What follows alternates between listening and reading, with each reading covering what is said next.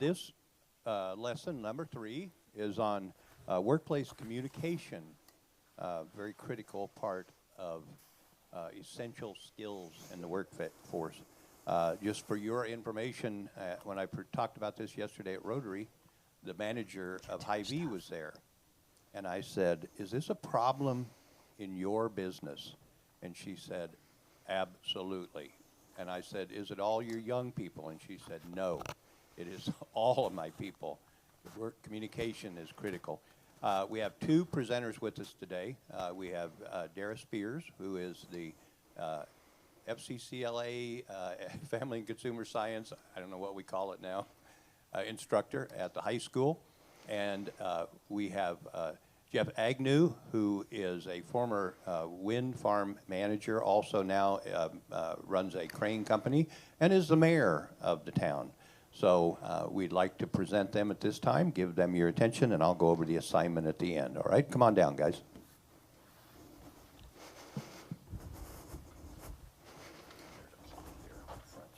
Okay. Thanks, Johnny. Morning, everybody. How are you? Welcome. I work for Cranes R Us. That's not true. I actually work for JMS Crane and Rigging. Is that better, Keith? Yeah. Yep. It's recording through the recording. Okay, thanks. Yeah, so Jeff Agnew, JMS Crane and Rigging. I've, managed a couple wind farms around here locally. Some of you guys know me. I know a lot of the kids in here. Here to talk about some communication and how important that is. Dara? Yes. Oh, A little louder. is that better? Okay. I have been teaching for 18 years. Some of the kids in here haven't had your parents yet, but definitely older siblings than everybody else. But communication is my life. I teach it in almost every class that I teach in one form or another, and I talk all day long. So communication is vital as far as the job that I do and how I teach kids how to prepare for their future. So Let's get started, Keith. Opening questions. Which type of communications do you prefer when working with others? So I looked at this and I just wanted to kind of walk through this in my profession. That is exactly how I start. You could skip like the texting. Texting and email would be the same, but if I meet a customer, right, which is a big deal for me, say the job that I'm working on now is worth $18 million. So if I don't tell the customer, hi, I'm Jeff, I run this project, he doesn't know who to talk to and I'm not getting paid, right? So I call him, talk to him on the phone, introduce myself. And I always follow that up with an email, right? Hey, thanks for taking my call. Good to see you, good to talk to you, nice to meet you, all the good things, right? Looking forward to our future. And then you always have to follow that up with some face-to-face, right? Never met the customer, I go out of my way, I travel up there, I go meet him. Right? He was in South Missouri, go down to South Missouri, say what's up, take him out to dinner, right? How do you use it? I'm kind of opposite of that. I am very much face-to-face. So every day I see my kids, I can visually see how they're feeling, how they're doing, and I know how to communicate with them. Almost every day I have to change a lesson plan because of the kids in my room and the climate that they have. If it's a really bad day, if it's homecoming week and everybody was up till midnight, I'm changing my lesson plans today when I see them walking down the hall. You have to be face-to-face communication for teaching, and lots of other jobs out there, but it's really important for me to be able to see my kids and see my staff and know how my staff is doing so I can relate to them and have conversations with them and build that relationship with everyone in my building. So definitely face-to-face for me. And then emails next. I don't even know how many hundreds of emails I get a day between kids turning in assignments and staff emails. And I'm FCCLA advisor too, so I get tons of emails from that all day long. I'm checking my email box. Then it's probably talking on the phone, texting. Those I don't do very much. It's much more face-to-face for me in the education world. So, what about you guys? Raise your hand if you think you talk on the phone more. Okay, 1. What about texting? Don't even lie. I was going to say, I know I got more than one in Snapchat here. messages count, right? Yes, there we go. Email. How many of you email every day? High school kids, you should be checking your email every day. Every day, check it. At least once a day. Face-to-face. Most of you prefer that. That's awesome. Especially my high school kids in here, that you prefer that face-to-face. I love it. That kind of surprises me. Very good.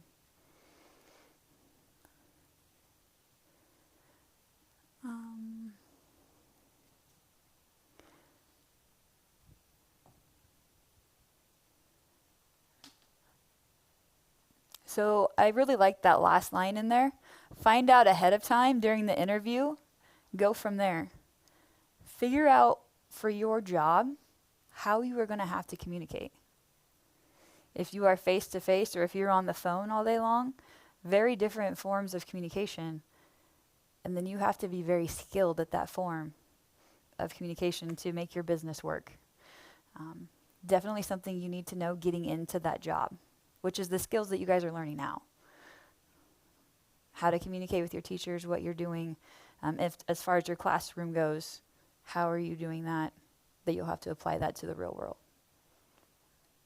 I would just add that, you know, the face-to-face is a huge part, especially in today's society. A lot of the interviews and whatnot, you might be on a remote, so you're just doing it on your phone. Nobody sees you. You don't see anybody. But then the next thing you know, you're going in and you're like, oh, this is real. So then the face-to-face becomes a reality, right? So it's just all the hands up with the face-to-face. That's very important, especially in nowadays, right? So don't just rely on communicating elseways, right? Like face-to-face, very much.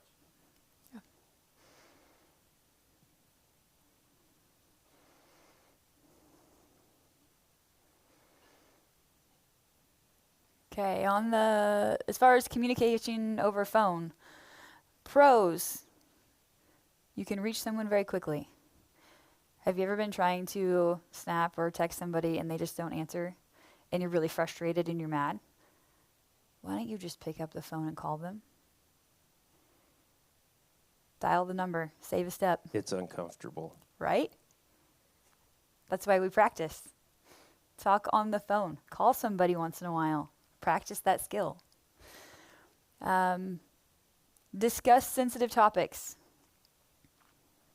There's times you're not going to want to text or email something. You need to pick up the phone and call. It has to be covered over a phone conversation. What are some topics you think need to be covered like that? Anybody got any ideas? Personal information, tragedies, stuff like that.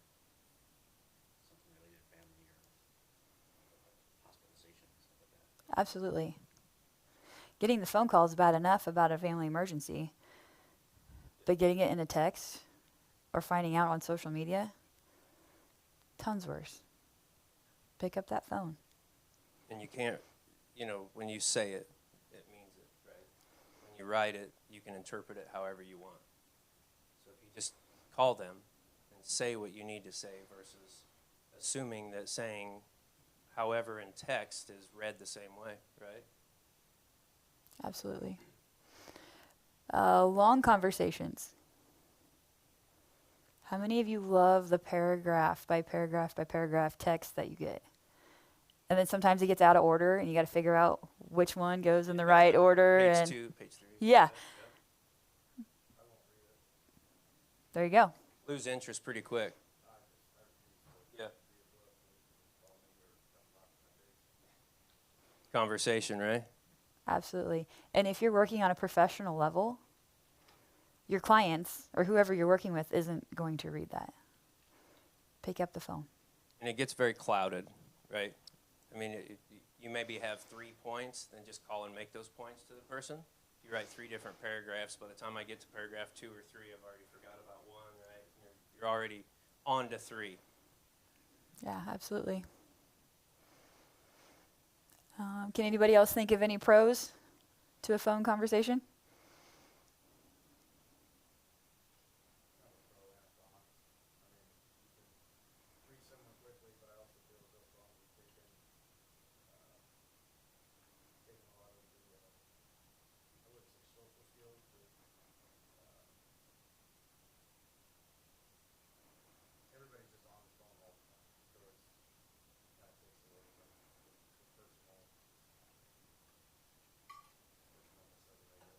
Mm-hmm. I agree. Yeah. Right. I mean, that's the face-to-face becomes a reality because you can talk on the phone and you can, like whether the keyboard warriors, right, on Facebook, be a similar deal. You can say a lot of things on the phone, but when you're face-to-face to people, that person is real. Yeah.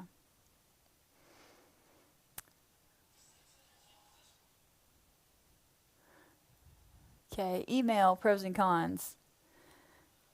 It's nice that you can include attachments. This is kind of my life. I'm forever attaching assignments or documents or something. If you don't know how to do that, ask your teachers, ask someone, we can help you. You have to know how to attach a document to an email and where to find that document on your computer.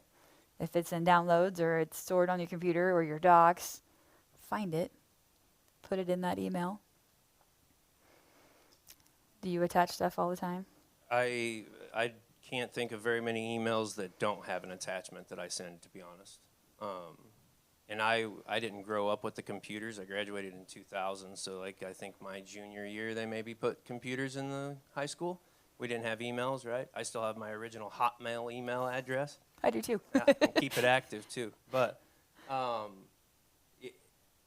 knowing, just like Dara said, if you don't know how to put an attachment on an email, that's not a bad thing. Just go ask. Mm-hmm. It is important. There's a lot of ways to do it. You can schedule emails. You can do all sorts of stuff on Outlook. It's crazy. I'm still learning every day.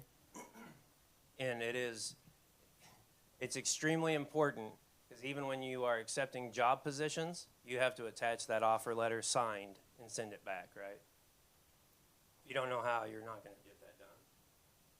And even like buying a house, refinancing, buying a car, a lot of those are sent over email, those contracts, and you have to digitally sign them now and send them back.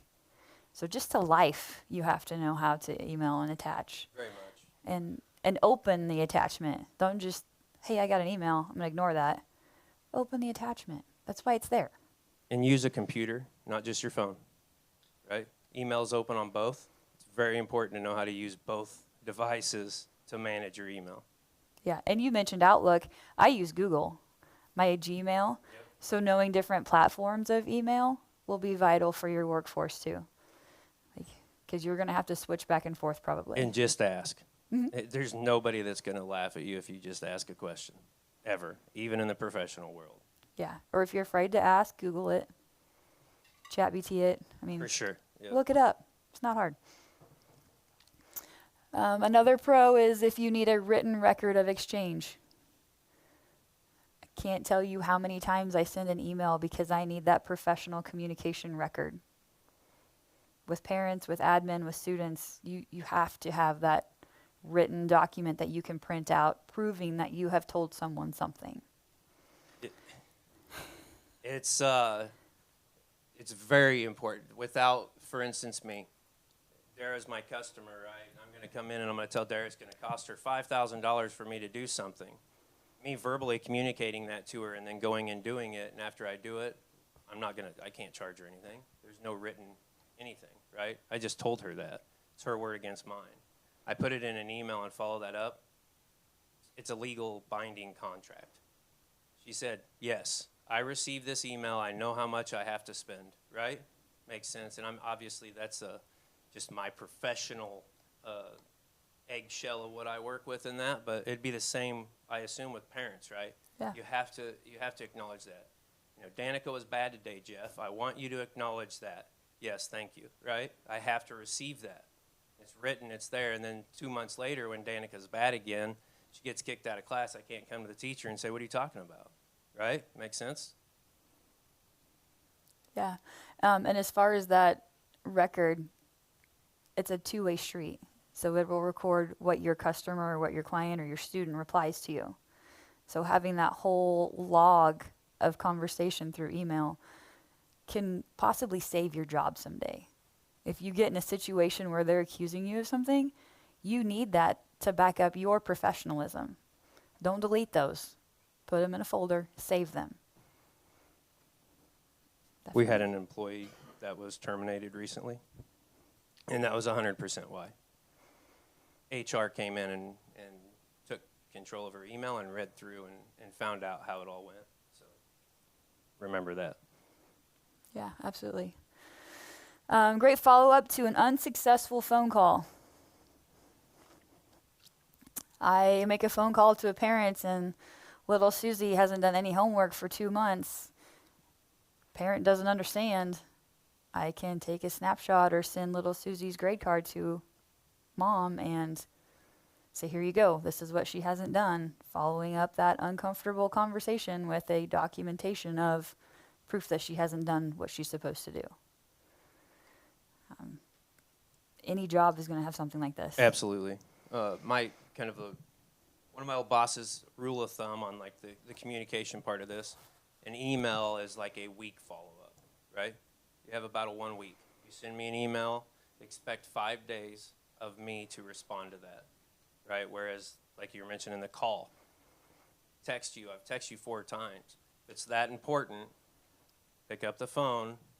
Hello, this is what I need. Where an email would be like, hey, just letting you know, we had this conversation. It's on record, right? And that's even a point where you can follow up with that email and send it to your management. Like I would include my principal or my admin on that email, as well as the teacher and the student, if that was a situation. Yep. Yeah, it keeps everybody on the same page. Yeah. Yep. Yeah, and that's a nice thing about email is you can include so many different people. And then you know everybody has gotten that documentation. Doesn't matter what the topic is, but knowing everybody has the opportunity to see that information. No denial. Yeah. Yes. Yep. Okay. Cons, how many of you check your email every day? Okay. Check your email every day. Who thinks they get anything important in their email? Why wouldn't you check that every day? Yeah. Especially if you're a senior.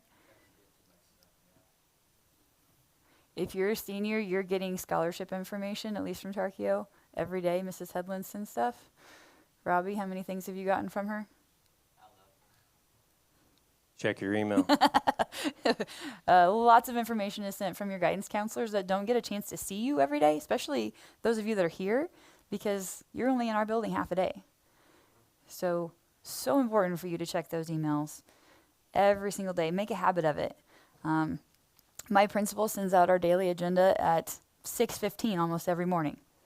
When I eat breakfast, I'm reading that email to know what the day is going to look like. It's just my morning routine. I know it's always going to be there. We get the same thing. we have a meeting every morning, POD, plan of the day, and we get an email every morning. It's the same thing. And similar routine. Yeah. Yeah, you have to be able to check your email.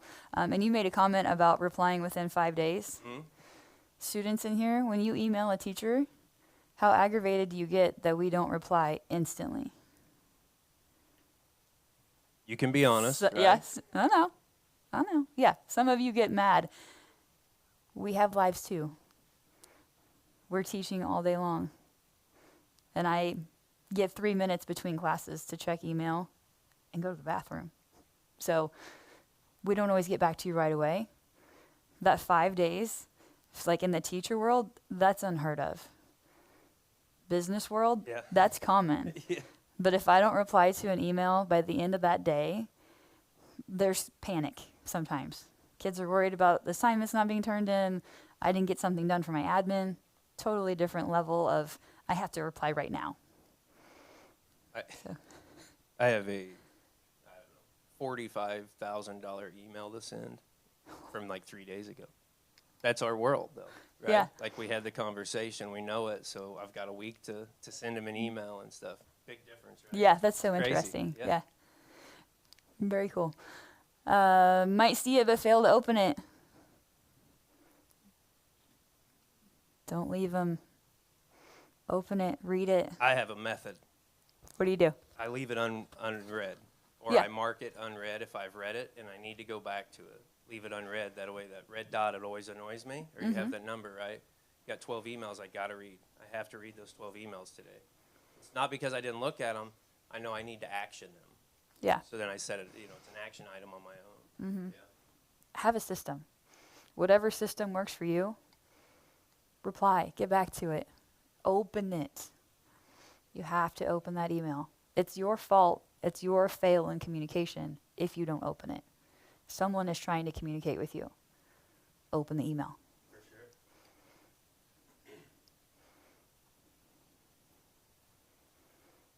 sure. Oh, texting. Can you see that? 98% of the time, a text will be opened. Do you open your text 98% of the time? What about your snaps? Okay. You literally don't open your text, but you'll open your snaps. It's the same things, right? It's funny, though. Just a different app. Yeah. Same thing, but different. Okay, pro. Send and receive short, quick information. Again, not a book. Short, quick. Keep in mind who you are speaking to, your audience. Like if you are texting someone in our generation or older, make sure you know, like, use actual words, please. Please. Please. It takes me too long to Google that stuff. And sometimes my kids aren't around to ask. Like, use actual words. I got LOL down. I'm good there. Yes. There's a lot of others that you can have a whole conversation and it's just a bunch of acronyms and abbreviations and it's like, no, just use words. They matter. It does autocorrect. It's not like you just push spacebar twice. It'll fill it in. If you use voice to text, read over it. Tokyo is always Tokyo. I don't think anybody's going to Tokyo, but Or just the flag. It'll just put the flag up, right? Yeah. yep. Read over it. Make sure you know what you're sending. Because it can be really embarrassing if you send something that you didn't intend to send. Or to the wrong person. Oh, yes. Make sure you know who all is in the chat group before you send it. As my kids are laughing right now, yeah. How many of you have gotten in trouble because you sent something to a text group not knowing people were in it? If that happens in a professional world, you might lose your job. It's embarrassing. Yeah. Emails, text, just double check because you could send pertinent information to the wrong person and they could know your cost instead of your fees, right? Whoops. That's a bad day. It's not a good one, not a good start. And as far as making sure you know who you're sending it to, Tarkio kids, how many B. Winahans are there? Know which one you're sending it to. Like, their emails are pretty much all the same except for 2 letters. Make sure you know who you're sending things Yeah, to. I bet. Yeah. I didn't think about that with your kids. Yeah. Briar's like, I don't, whatever. Goes through, and then Brody's like, hey, I could have used that, right? Yeah, And absolutely. Braden and Brooklyn and Oh, yeah, and then you add in the others. Wow. they're Pay Pay attention to it's details. a popular name. Yeah. So just pay attention to those things. And if you are replying to an email real quick, make sure you know reply all goes to everybody. So When I first started with Vestas, this is really funny. They sent out an email to the entire company, which is like 3,000 people, right? I mean, worldwide. And they're like, hey, we got this. There's an accident that it went to worldwide, doesn't matter. Sent out, and they got this project in Hawaii, right? And we're going to be looking for technicians to go to Hawaii. Well, who didn't jump up? I got about 500 emails that day of people, technicians, from the bottom to the top saying, I'll go, I'll go, I'll go. And if you think corporate world didn't get upset about pushing the reply all whenever CEOs and CFOs and people that live in Denmark are in bed at midnight getting emails about, I'll go to Hawaii, right? Watch what you're doing. Don't push reply all. yeah, be very careful with that reply all. Sorry, back to texting here. Establish contact with a person for the first time. So, like in my world, I use this a lot if I'm going to hire a contractor or something. I'm going to send them a text and say, are you still contracting? Are you still doing this? Can I have a conversation with you? When's a good time to call? Like, establish that first is kind of how I used it in my world. At your convenience. Yeah. Yeah. I like that. I probably do that more than I think. Yeah. Especially with technicians, right? Guys that work for me, because they're busy, they're doing the actual work, and just because I'm sitting in the office needing to know answers doesn't mean I can bother them. You have a question? Yeah. Point of contention, when you ask them to contact, when you can contact me, give them like 2 options. There you go. Yeah, that's great. Thursday or Friday, a better time to contact me. That gives them sort of a choice and directs them to, oh yeah, I want to agree to that, rather than, well, I don't have time, so I'll get back to it later.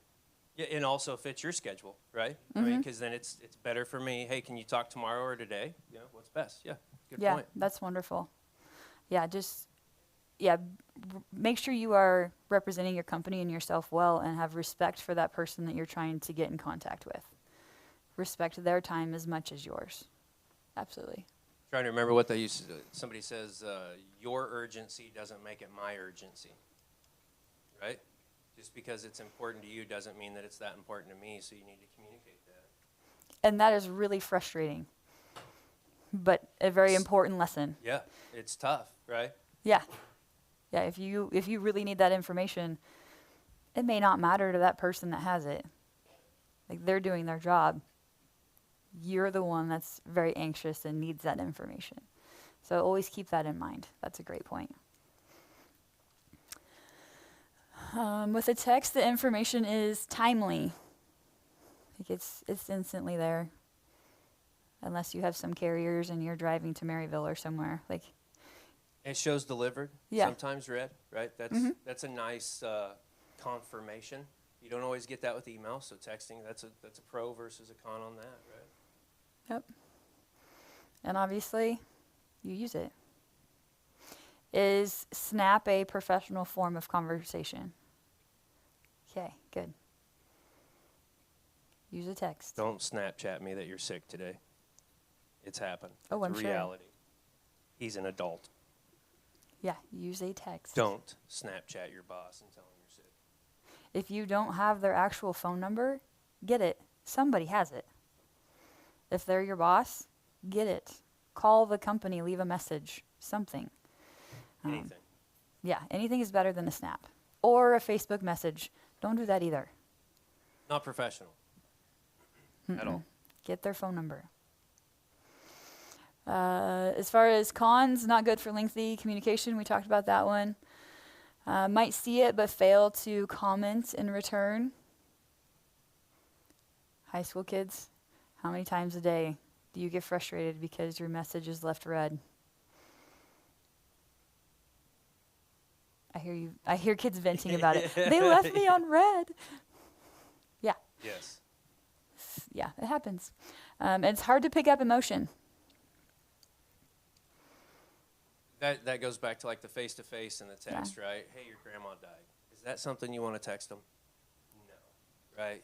You're going to call them and have that conversation. You can't put the emotion into that text message and let them know you care, right? And it's very much the emotion of the receiver. So if your receiver is having a bad day, they might take the question, "What's up?" really personal and be upset by it, but you're just over here like, "Hey, what's up?" And the way it's posed in that question is Why'd different. you do that? Yeah. That can be taken in multiple ways, right? Oh my. Yeah.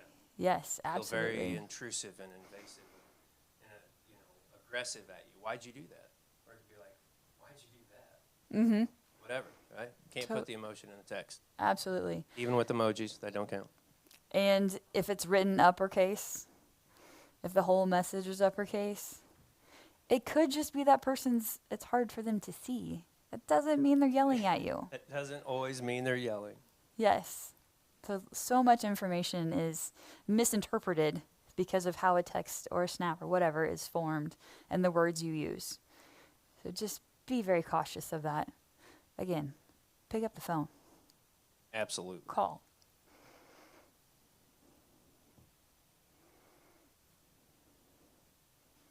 Paper. Good for people who cannot be reached with any other method. This was probably tough Yeah. to write, right? Because 20 years ago, lots of things were in the mail. everything that Dara just mentioned about email, signing and all that, that was all paper, right? Signing for your house and they're packaging that up in that big envelope that's about 2 inches thick and mailing it. Now it all comes in your email, right? Save a tree. However, I probably burn through more notebooks now than I ever did in school. I have 2 or 3 sitting on my desk right now, and they each have specific notes written in them, and I will go through a notebook probably once or twice a month, right? Like quite a few. Not always using all the pages, but it's that's my communication to myself. Right. Making myself notes. You can do it on your phone. I'm just not the digital guy, right? I want to read it. I want to scratch it off. I want to make my checklist and put an X on it. But I don't form any communication on paper to anybody anymore. It's always digitally copied. I honestly don't do a whole lot of it either, other than writing like birthday cards or something. Do you in school? Is a lot of your work on paper at all anymore? Some? It depends on the subject. Yeah. Like most of mine is digital. Yeah. I wondered. Right. I haven't been in school in a few years, so I was curious. But like math, you still use a lot of paper, pencil, and math. Yeah. English, ELA, it's all digital.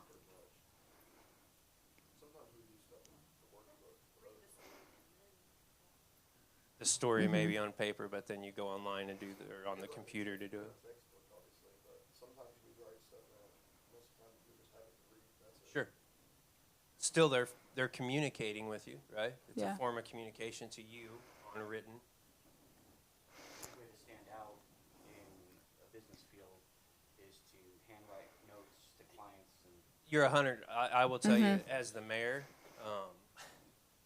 we did when Frank Shoup passed, we did a proclamation, and gave it to his wife, and she wrote me a handwritten thank you. It choked me up to read, and I'm not even kidding, because it was handwritten, and it meant so much to see that. And I actually, my company and I were doing one for the county that we just worked in for doing the road use, right? Like we had to pay them to use their roads and whatnot and tear them up.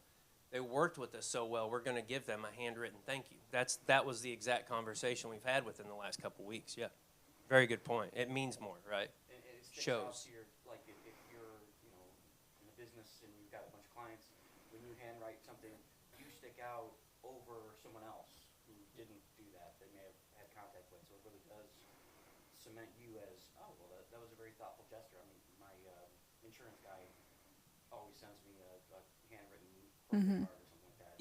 It means something, right? Yeah. After you get a scholarship or you get an interview for any job, send a handwritten thank you. It makes a difference. I've never gotten a thank you. Not a hand. I mean, other like in professional. Yeah. I've never personally like received a handwritten thank you, but I have in an email, right? Yeah. But the handwritten, that's where it'd be. That's a good point. Just thank you for the opportunity, right? Yeah. Just And write that. That's take a very few good point. minutes. Absolutely. That will set you apart. There might be, how many applicants do you get for a job? 35 last week. 35 It last was week. online. Yeah, it was pretty rough, but yeah, 35 about. And I do look at some of their resumes. Some of them, that matters too, right? How you write them. Absolutely. Yeah, so just take that extra step and have that well-written communication. Good grammar, they can read your handwriting, punctuation, those things that you learn in high school. Yep. This is why. Some places still make you fill out a paper app, right? Like, especially for a lot of the youth, if you're going to work at Hy-Vee, say, you're probably filling out a paper app down there, right? It's digital, isn't it? But the pool is, Yeah. pool's paper, isn't It's it? all still paper, yep. Yeah, We're not going to online on that. the mayor says. There says. Yeah, so yeah, you still have to know how to fill out those applications on paper. Reinforce other communication methods. Like is I'd say like you know what you were just mentioning with like Yeah. a thank you, right? I mean, that just writing that and signing your name to it would really with the heart to it, I guess. Following up on a bid for $18 million. Yeah. Thank you for the opportunity to. Yeah. They better thank me. And it is nice that it provides a hard copy of it. Because, I mean, you have your digital copies and they can always be printed. Not everybody has a printer at home. True. Yep. So that written communication, that hard copy is good to have. Obviously, it's kind of out of date as we were struggling to figure out examples of it. But that's okay. Like sometimes you still have to be able to handwrite something. Has anybody sent a grandparent a letter? As I was looking at that last bullet there. So it made me think of some things too. When we doing fundraising for the fire department years ago, they started doing the letter drive. Mm-hmm. Do you know how many older people didn't even realize that the fire department was raising money until they got that letter in the mail? They had no idea because they're not on social media. Right. They don't go to Hy-Vee and look at the flyers for a golf tournament, but they check their mail every day and they're like, and it meant something. The first year the Tarkio Fire Department did that, I think they raised $50,000. Wow. Yeah. That's a lot of money from Turkey. It was unreal. Because you send it to all the residents, right? Mm-hmm. And the Yeah, I fire get one. department's something we all need. And then they got that letter and they read it and they're like, hey, wait, we can donate? From one letter. One letter. One drafted letter sent everywhere. They raised that much money. That's impressive. It was great. Written communication. I can't remember if it was 50. Don't quote me on that. Sounds good. Bleep that, Keith.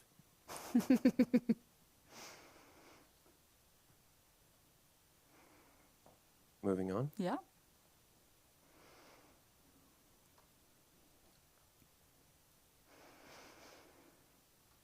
You probably have more experience with interviews than I do.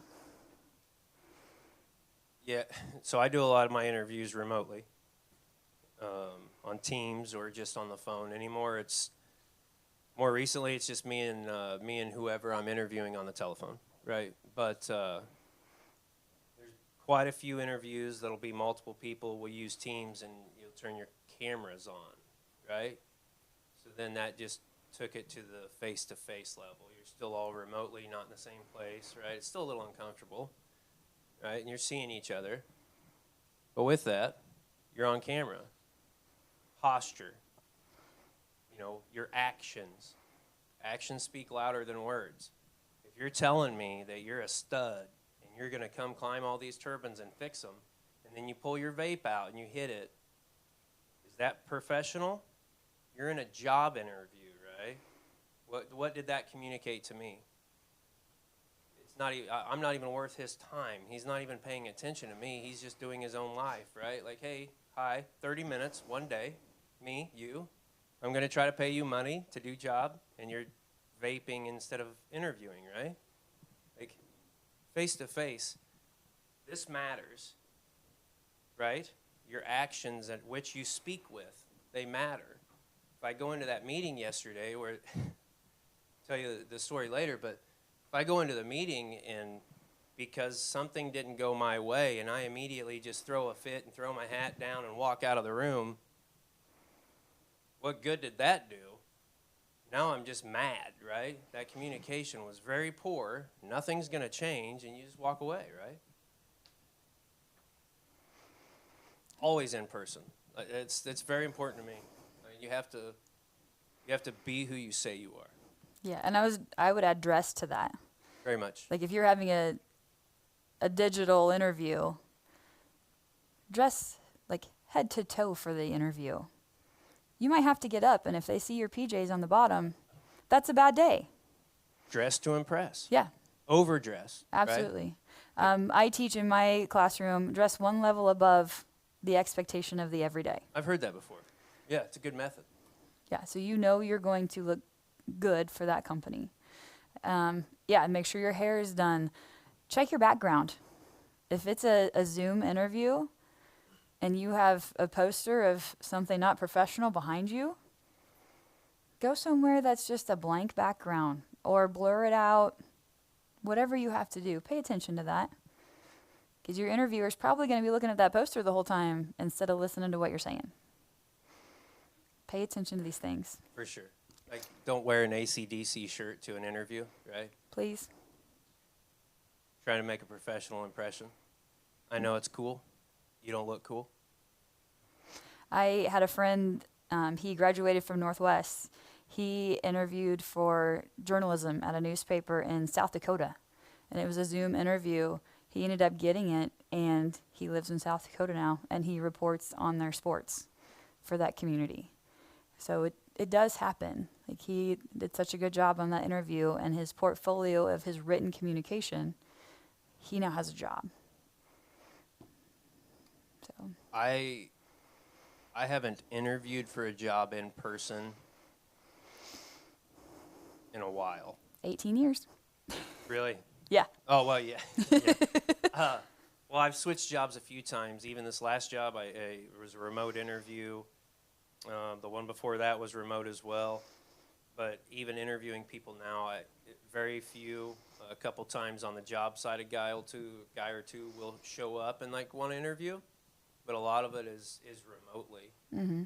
Almost 95% now. Because I travel work, right? So yesterday, or 2 days ago, I hired a guy from Georgia. He's going to go to North Dakota. Wow. I was in North Dakota when I interviewed him, right? Yeah. Yeah, and just pay attention, especially to your dress and like your jewelry. And like he said, how you're sitting. If you go to the interview, pay attention to all of these things, the words you use. Watch out for your ums and your buts and your so's and like your little fillers of conversation. Be aware of those. Look at practice conversations, practice questions. Indeed.com has a list of interview questions, like 1,000 questions that you can answer. Have them in your head before you go in. Practice it. Go to that interview spot. If it's not online, go to that spot ahead of time. Know how long it takes you to get there. It's harvest. Be prepared to get behind a combine. So get there early. Know who you have to report to. Like, I had to double check today and make sure I knew where I was going at Tarkio Tech because I couldn't really remember where the theater was. It's been a few years since I was in here. But check these things out before you go to that interview. And know the job expectation for like earrings and jewelry and necklaces. Like, know what to expect when you get in there so you don't walk in and you're way overdressed or way underdressed. And make sure your body looks professional. Yeah. So you're ready to go into the interview and you don't have any like crazy markings anywhere. Be aware if you have like tattoos, if they're acceptable. Not every place accepts tattoos. So be mindful when you're getting them. Just be careful of that. And what they say and where they're at. Even us today, right? We were coming to communicate with you guys in person. And the same things that you were just saying, like the dress and all that. Hey, Mark, what am I supposed to do, right? We had to communicate to find out what we were expected to do here today, right? In person. Yeah, absolutely. But yeah, the interview, it's something I say in class a lot, is you never get a second chance to make a first impression. So when you walk into that interview and you make that first impression on your interview team, you don't get that opportunity again. So are you walking in with a smile? Are you walking in ready to shake hands, a firm handshake? Do you smell good? Take a shower, please. Deodorant, it's good. But you don't want to smell too much. You don't want to smell like the junior high boys' locker room, right? A certain amount of body spray is good, but not overpowering. Just keep those things in mind. That's a good life lesson right there. Not just an interview or anything else in life. First impression, there's no second chance. Yeah. Wear a smile. That goes a long ways. Introduction of new people to staff. Do you introduce people a lot? Yeah, so I just talking about, giving these guys a job from Georgia or whatever. You have to go do the work in person, right? These are wind techs. They climb towers and change components. Can't do that on the Teams call, right? You got to go up there and get dirty. So then you hire, say, 10 dudes to show up with 30 guys that have been doing this forever, right? Clash of personalities and whatnot. You have to introduce these guys and mingle the staff together and allow them to know each other, or you're going to segregate, right? The new guys are over here, the older guys are over there. And you just got to introduce that and mesh it. And it's very important. For me, I was the new guy back in June, and I walked onto the project as the guy that's supposed to be running it, and I don't know anybody. There's like 60 dudes, and they're all like, oh, you're Jeff. Nice to meet you, right? Like, you have to get into the introductions. It's important. Don't just assume that Dara knows who I am. Just because Dara knows my name, have I ever introduced myself to Dara? Obviously, yes, but the first time, right? Just because our kids are the same age and you know who I am, hi, I'm Jeff. That's all it takes. It's important. Even yourselves, parents, your friends' parents, anything, right? Boys, you want to date girls, impress their dad, shake their hand and tell them who you are. Look them in the eye. Doesn't take much. Yeah, it's so vital to be able to do that. And in our small town, we take it for granted that everybody knows everybody. That's not true. Like, it's still important to introduce people to your people. For sure. And make sure everyone is making connections. As far as new teachers and new kids go, how many new teachers did we get this year? A lot. A lot. How many of you went up to them and they're like, hey, I am this person. I am this age. Welcome to Tarkio. You did? Good job. So as far as me being an old teacher there, it's important for me to talk to those new staff and kind of make those connections of whose siblings and whose family, and, you know, kind of giving some background of our kids in a positive light so your staff knows you before you get there. And just making the staff know the new staff. That's something that I've done a lot too, is making those connections with people. And whatever job you have, you're going to be doing these things. Even in real life. Like, my husband is new to town. I can't even tell you how many people I've introduced him to, just getting him more acclimated to town. So. I stood there and talked to him for a minute, and then I was like, sorry, actually, Jeff. You know, because I've known Dara, doesn't mean he knew me. Right. Just because Dara's like, yeah, that's Jeff, whatever, and we're like all good. I had never introduced myself. He didn't know my name, right? Yeah, and it can be awkward. It does. It's a little bit, right? And But there's times I'm still uncomfortable with it, but he was just as uncomfortable as I was in that situation, right? Yeah. Because he knew me and I knew him, but we never introduced ourselves. Not that big of a deal. Just break the ice. yep, part of adulting. Yep. It's adulting. Sucks sometimes. That's a different PowerPoint. Tours. Giving tours of your facility, whatever that is. Have you given tours to other groups here at Tarkio Tech? Yes. New members coming in, new students you're trying to get to come here. While taking the tour as well, right? You're coming to tour the facility. If Johnny was taking me on a tour of this place, and I'm talking to Dara about yesterday's classwork or whatever, what's that show for him? Pretty disrespectful, right? I've asked you to show me around the place, and I don't even take the time to pay attention. So that's important as well. Yeah. College visits. Big time. If you go somewhere other than Tarkio Tech and you take a day and do a college tour, have questions. Ask them how the food court works, if the food's any good, whatever. Ask questions. Be involved. You're there for a reason, to figure out if you actually like the place. If you want to spend thousands of dollars there, make the effort. Absolutely. In person, obviously, is more personable. Absolutely. Shows that you see the feelings, show the emotions, right? Physical, touch. Eye contact. I said it with interviews. It's vital. It's huge. It's how people can trust you. Eye contact. And if it makes you uncomfortable, it's something we need to grow on. It will be uncomfortable, at least at first, right? Even trying to talk to you guys, right? You wander around the room. If I just sat here and stared back up here at the fire alarm and talked like this, you guys don't care, right? Doesn't matter what I say. If I look at you, you have to pay attention, right? You're not ignoring me right now, right? Like, it's just, matters. Looking at people, and it's respectful. Don't come up and be like, hey, don't be intimidated by it. Have the conversation. Especially if you're working with money with someone in contracts. If you can't make eye contact with your clients, If you can't look them in the eye and tell them they owe you $10, then what's it worth, right? In the business world. So I have to, it's a real conversation. I did work, you owe me money. We have to have that conversation. If you don't think you owe me money, let's have that conversation. yeah. Right? But if you don't, if I'm just like, hey, Dara, you owe me $20. Whatever. What? Right? Put a reality to it. Yeah, and students, if your teachers are making eye contact to you, makes it more real, right? Like, we know that you're paying attention or not paying attention. You're dreaming about football or volleyball or whatever it is. You would never, right? You would never be on huddle either, right? Eye contact. And that's kind of, thinking about that would be pretty disrespectful for you, right?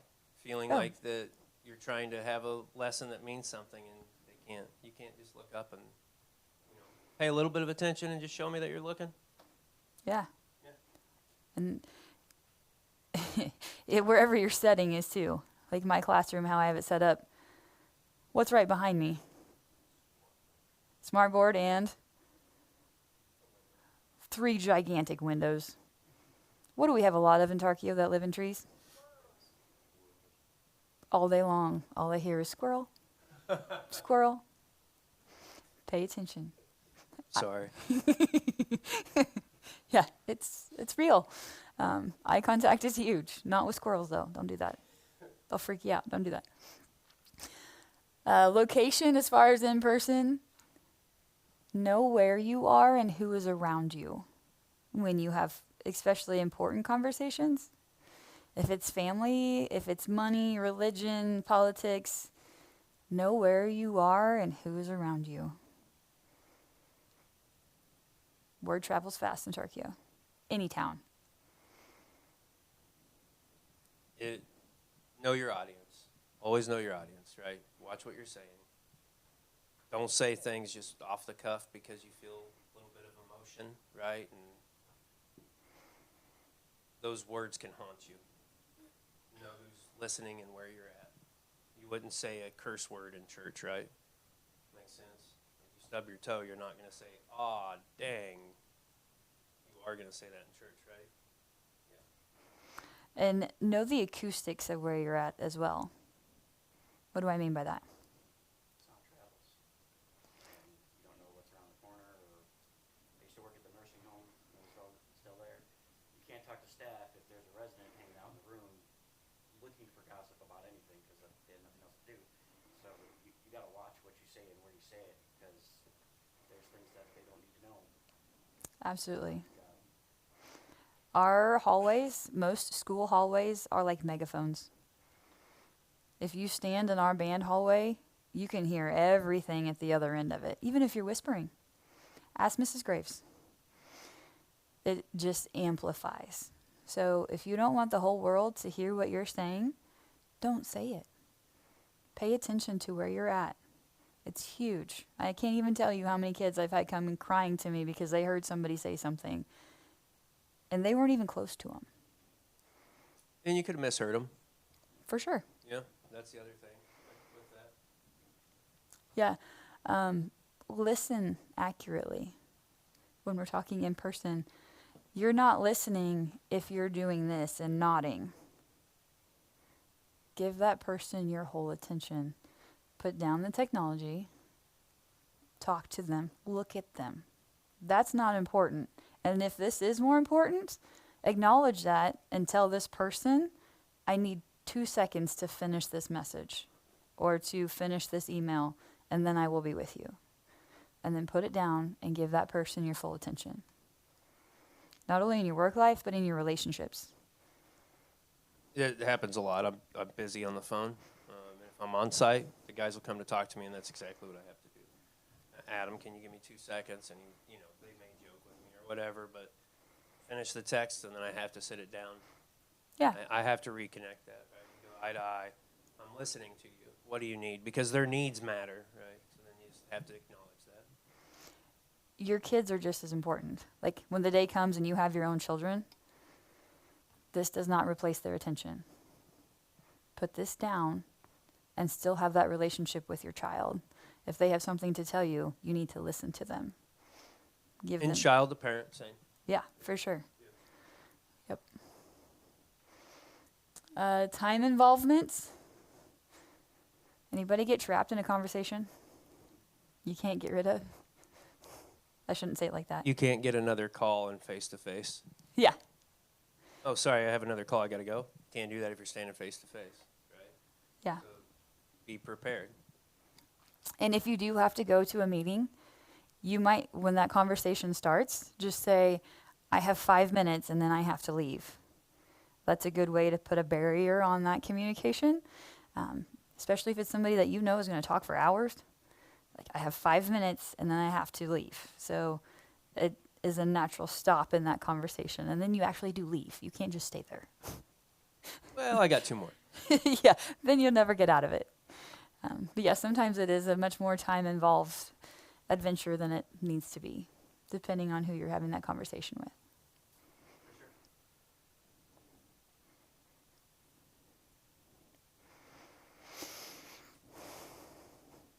I feel like we've talked about a lot of this. I feel like that's why I was just thinking the same thing, right? Like, we went from the phone calls and then the face-to-face, right? This would be the same. I told you the story about the kid vaping, right? Bad thing was he wasn't just a kid. He was 27 years old and spent 6 years serving our country in the military and then sat on the couch and vaped in front of me. You know, So he would have been a prime applicant. he was top dog, right? I did not hire that individual. No. Not at all. Remember that. And like the ease of connection when people are distant, right? That's kind of what we said. It's still uncomfortable because we're going to get face-to-face, but you still know there's a computer behind you, right? That's what's in between you. You're in Tarkio, I'm in Georgia. Hi, how are you? It's a lot different. You're not face-to-face, there's no physical touch, but you can see people. Right? So it does, keeps it distant, but it does bring a little reality to it. You can see some emotion this way. I had a student do a STAR event during COVID years, and it was a job interview STAR event, which is our competitive events. She had to be recorded doing her interview skills. She wore her official dress on top, didn't pay attention to the recording was her full body. She had gym shorts on. She got deducted points and lost a medal ranking because she wasn't in full attire that she needed to be. So pay attention to those things. That for the cons, just to jump over there, like knowing the setup, that is, and nowadays, whenever we send a Teams invite for an interview, not everybody has Teams, and in the corporate world, people kind of assume a lot, right? Because we use Teams every day, all day, versus not all of you would have Teams on your phone and are applicable to you, right?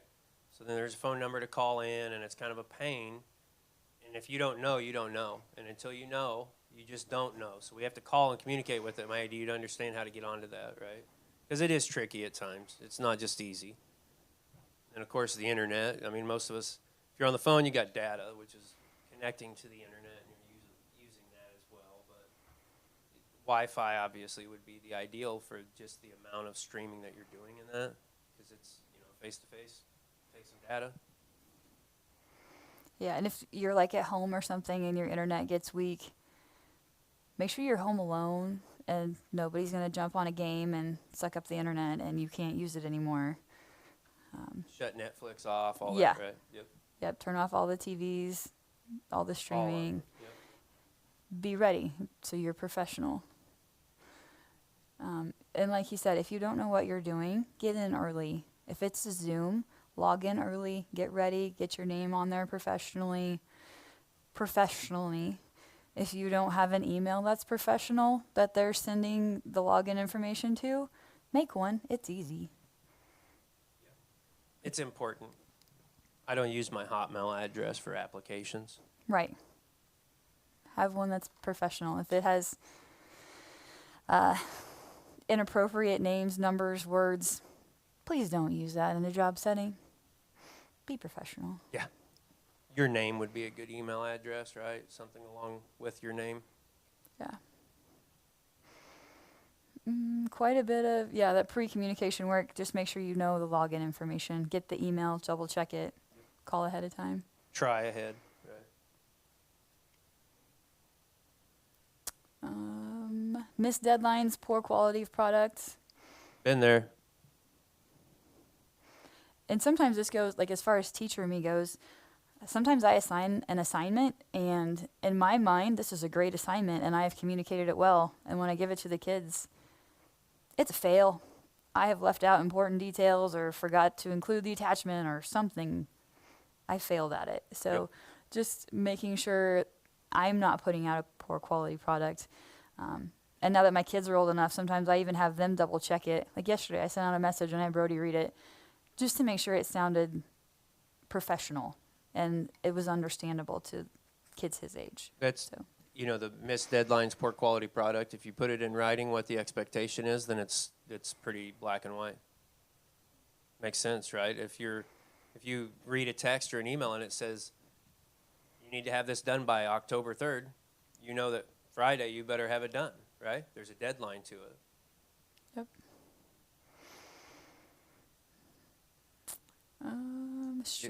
Yeah, go ahead. Well, the strained relationships with the management and employees, right? I just told you not to Snapchat me when you're sick. That's a real story that happened a couple years ago. The guy's 37 years old and Snapchats me. I'm sick today. You know what I responded with? What the hell do you want me to do? You Snapchat me. What? Okay. Congratulations. I have a work email, I have a work phone number, I have a personal cell phone number. The lead has a cell phone, and you're going to send me a Snapchat. That's unacceptable. I wrote him up the next day. You didn't call in. I sent you a Snapchat. You didn't call in. Pretty black and white, isn't it? Know the expectation.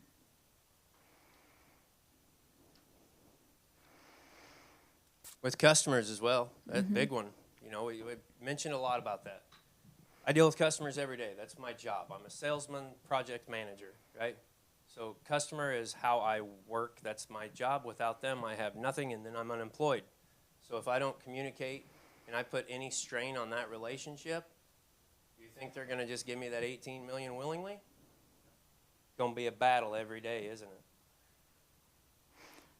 My customers are my kids. It's you guys. More important. Very much. It'll turn into a 42-minute period of battle. And then I go on to the next group. As some of you are laughing back there because you know it's true.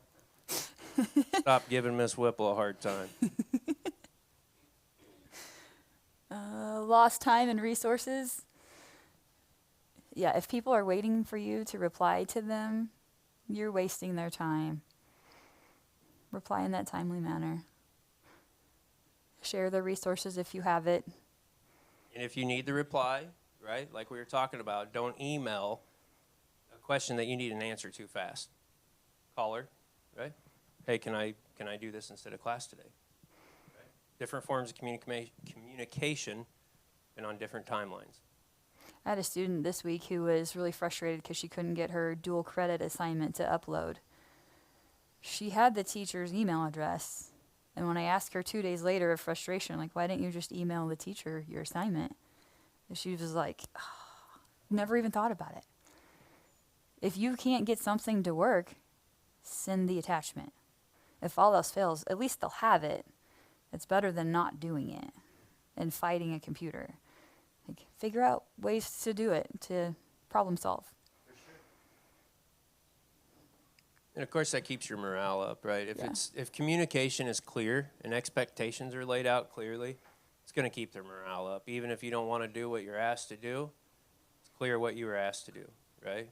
Communicate that very clear, black and white. We were told to wrap it up. Did you see that? No, I didn't. Is there any more?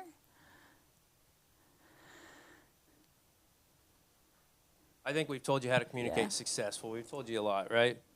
But everyone must know the communication protocol. Make it very clear like we were talking, if you want to do this through an email, then start that, right? Have that conversation. We're going to communicate this through an email, however we need to do it. You can address the communication problems immediately that way. If they have trouble getting on the email and they need to do it by text or call, then have that conversation, right? Whatever makes it easier. Everyone should be an example, management too, for sure. If I poorly communicate on the job site and the technicians don't know what they're expected to do, they need to let me know that my communication was poor and I need to step it up, right? Makes sense that I need to do a better job. It happens. It has happened. When you talk about from management, if we get an email from a superintendent and it is a sarcastic type of email, talk about morale of the 100+ teachers you have in that district. It's not a good thing. Pay attention to your tone, the words you use in emails. And as far as that protocol goes, know your chain of command. If you have an issue, start with that chain of command. Take it up with the person themselves. If it doesn't get resolved, the next level up in management, and then you continue on until your problem is resolved. Don't just jump to the CEO because you have an issue with your peer. Figure out that chain of command. For sure. I like that, yeah. Don't just go to the principal because the teacher told you no. Yeah. Yep. And then always, that last one, be respectful of all people all the time, everywhere you are. This is life. 100%.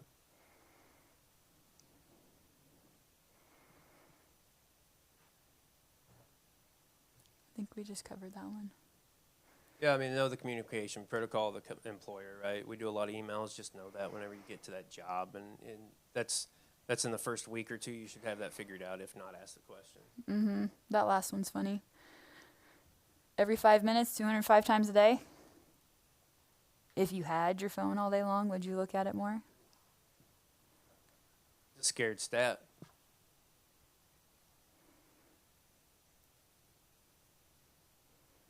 What kind of questions do you guys have about communication at work?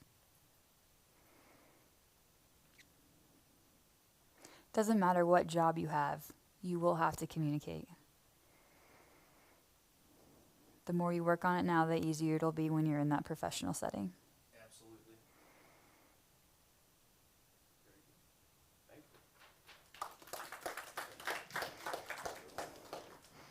We're passing out the assignment. The assignment is very simple. There are of the four methods of communicating: telephone, email, text, or in person. These are identified as the 4 best ways to communicate. You're going to have 2 scenarios. One of them is you get in your truck in the morning or a car to go to work and you find out you have a flat tire. You realize you will be late, so you need to let someone at work know.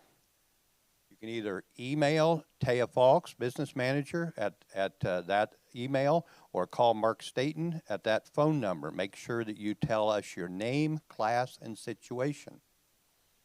Scenario 2, your family has planned a long weekend and you will not be able to make it to work this Friday. Since you are planning ahead, you want to let us know. You can either come into the TTI office to tell David Hoffman, our receptionist, or you can text Mark Staten at his text number. Make sure you tell the name, the class you're missing, and the situation. We'll keep track of these, and the due date is by the end of the day on Friday, October 10th. That'd be 11:59 p.m. Okay, everybody understand that? Very good, very good. You know, when you're at work, you're communicating with 2 different entities, either your boss, or your employer, or your client, one of the 2. In both cases, whether you are right or wrong is not the issue. It's whether or not they receive the message, because they're the ones that are going to decide to either keep you on or to buy your product. So they're kind of the most important thing. Within the workforce, this is something that kind of a pet peeve for me, because as a teacher all my life, I was often at the desk that had the phone incoming messages, because the counselor office was one of the ones that it rang into. I would have people call and say, "May I talk to Mr. Rowan?" And I'd say, sure, he's in math class, because everybody knows the schedule. So I go to the math class, and there's no Mr. Rowan. I don't know where he is, so I go down to the teacher's lounge. He's not there. So I start wandering the building trying to find him to tell him he has a phone call. Always tell somebody where you are when you're not when you're supposed to be. When I came down here this morning, I went by Dave's desk, our receptionist. I said, Dave, I'm headed downstairs. Now, I'm the boss. Why do I have to tell people where I'm going? It's polite to do that. Even if you're just going to the bathroom, tell somebody, I'm going to be in the bathroom. Because there's nothing more embarrassing than getting a call and saying, can I speak with Amy? And I say, I have no idea where Amy is. And it's my board president. And he thinks, what kind of place are you running that you don't know where your people are? It's always important to let people know when you're not where you're going to be. All right? Thank you all.